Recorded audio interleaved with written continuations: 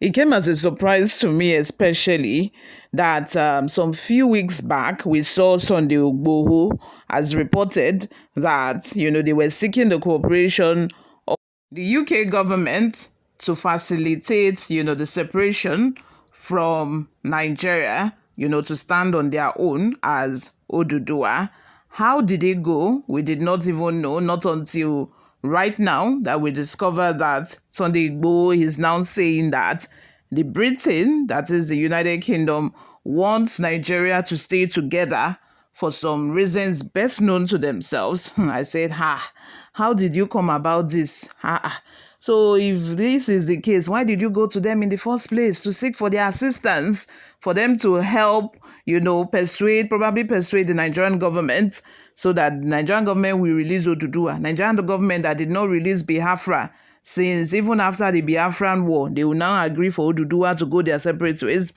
But anyway, we are now hearing from Sunday Igboho that the United Kingdom, who colonized Nigeria, do not want Nigeria to be separated. In fact, they want Nigeria to stand as a whole.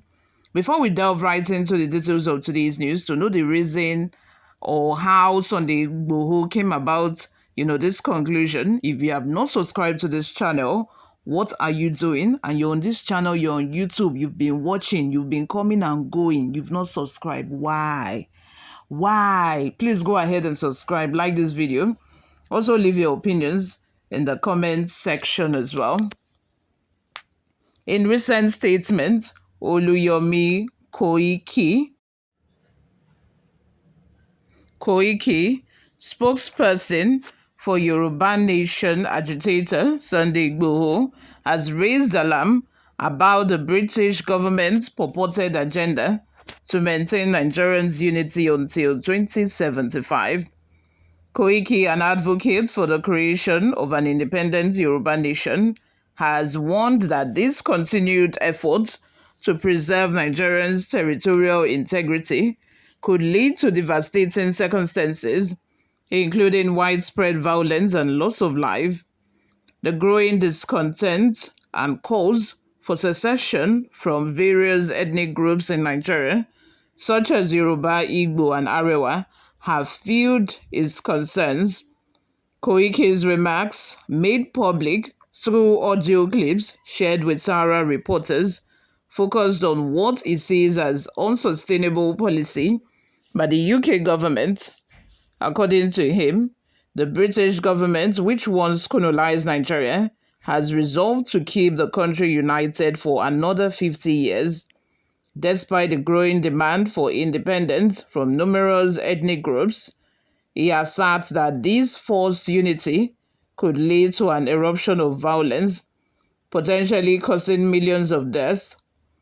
Nigeria is no longer holding in the center, he said, stressing that the tensions between various ethnic groups and the federal government have reached a breaking point.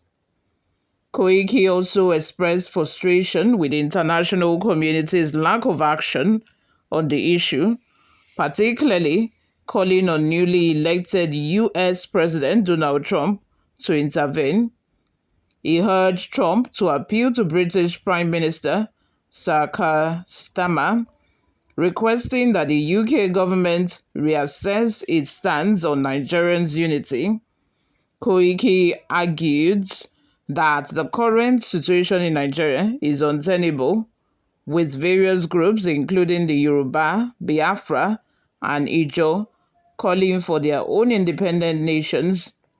If these aspirations are not addressed, Koiki warns, it could lead to civil war.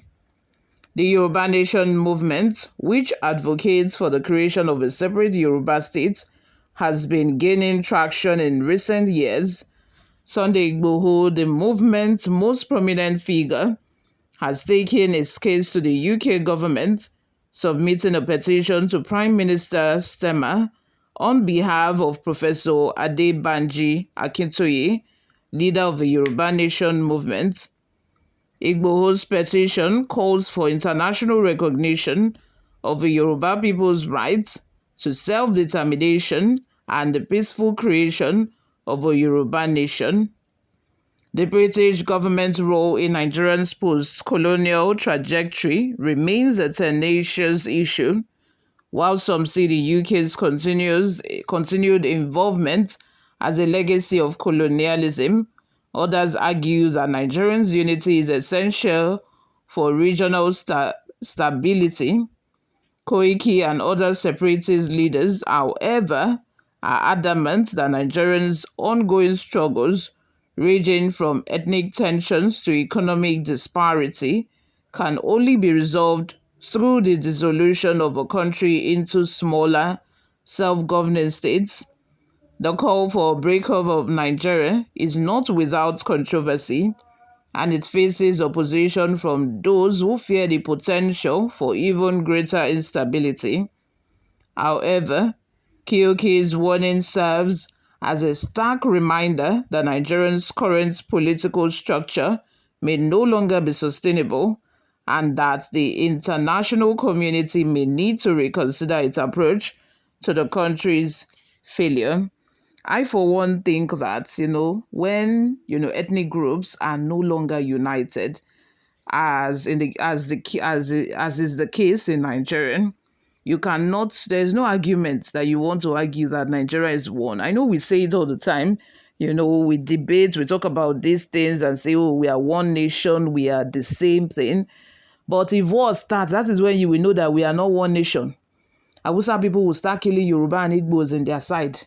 Igbos will start, killing and chasing away Yorubas in their side. It even happens during election. During the last 2023 election is when you would know for a fact that Nigeria is not one.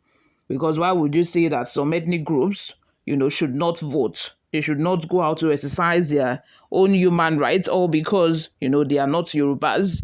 And you start talking publicly about this, and the government did not say anything about it. The government, in fact, did not even say anything bad in it because they know that they are going to benefit from it. A lot of Igbo peoples were disenfranchised in Lagos State just because they are not Yorubas and they happen to reside, in a Yoruba-dominated state. That is what we are talking about when we say that Nigeria is not united. And I think that at this point, if these three ethnic groups want to go their own way, like, why hold them together by force? Like, why hold them together?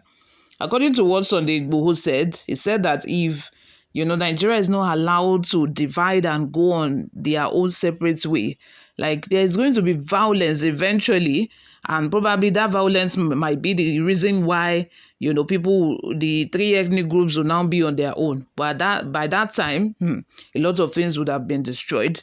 You all, let me have your thoughts in the comments section.